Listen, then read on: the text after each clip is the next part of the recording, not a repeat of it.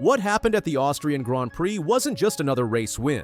It was the moment Lando Norris delivered a performance so devastating that it forced Red Bull to wave the white flag on their championship dreams. The aftermath?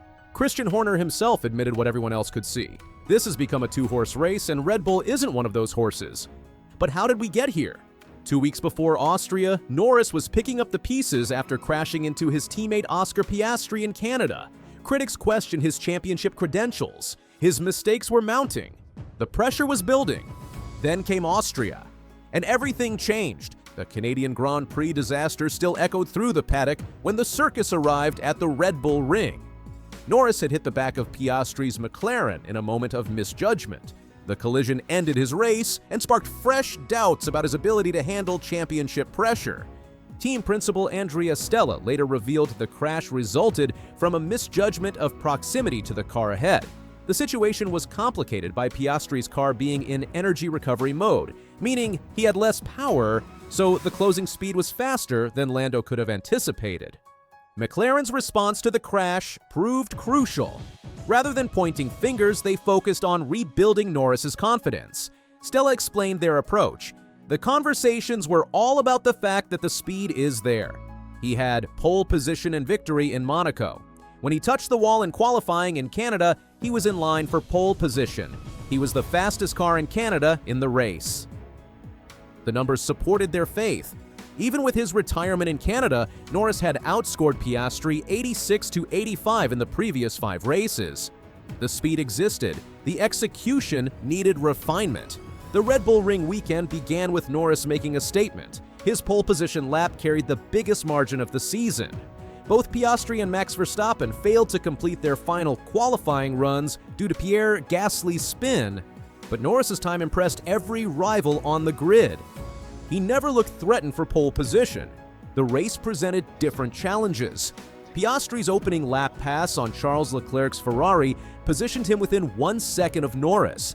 The DRS overtaking aid gave him a 0.7-second advantage down the main straight.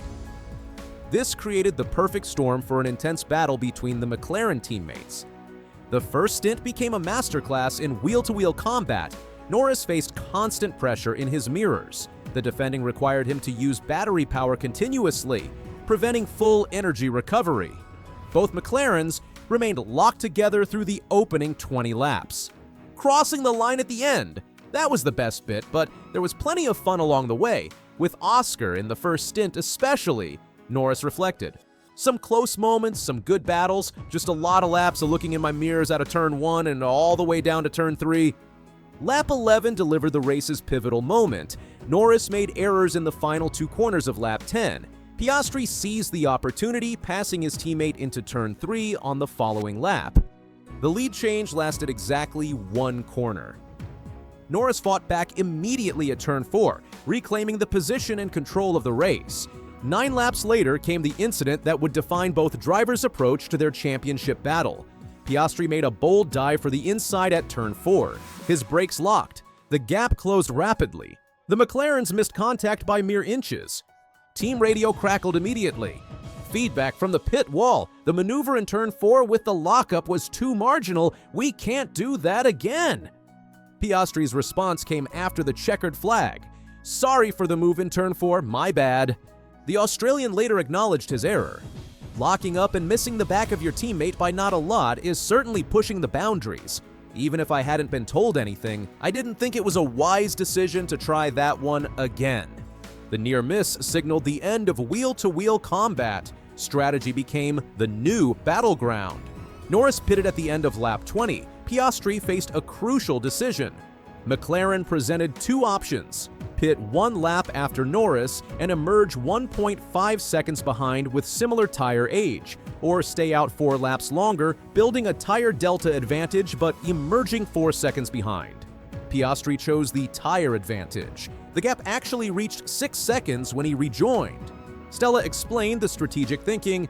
You have 2 options in that kind of situation. The first option is to pit right away, 1 lap after the car in the lead. The other option is to delay the stop so that you build the so-called tire delta.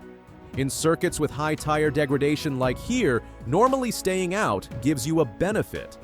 The strategy failed to work. Piastri couldn't recover the 6-second deficit despite fresher tires. Stella credited Norris's second stint pace. "I think Lando was actually fast in the second stint with the hard tires, and this didn't allow Oscar to capitalize on the fact that he had built this tire delta." Norris's Austrian dominance didn't happen by accident. McLaren had introduced technical solutions specifically addressing his struggles earlier in the season. The primary issue wasn't raw pace. Norris had been suffering from a lack of feel from the front axle, described as numbness or lack of cueing. This affected his ability to string together qualifying laps more than Piastri. Canada saw the introduction of a front suspension geometry tweak. The modification aimed to reduce the numbness drivers experienced. Norris adopted it immediately and used it again in Austria. Piastri felt no need for the change. Stella clarified the technical nature. "It is to do more with the feeling that the driver has through the steering wheel in terms of understanding what's happening with the front tires. It's available to Oscar, but this belongs to the category of things which is almost like a setup option." The tweak allowed Norris to access more of the car's potential. His driving style relies heavily on steering feel mid-corner.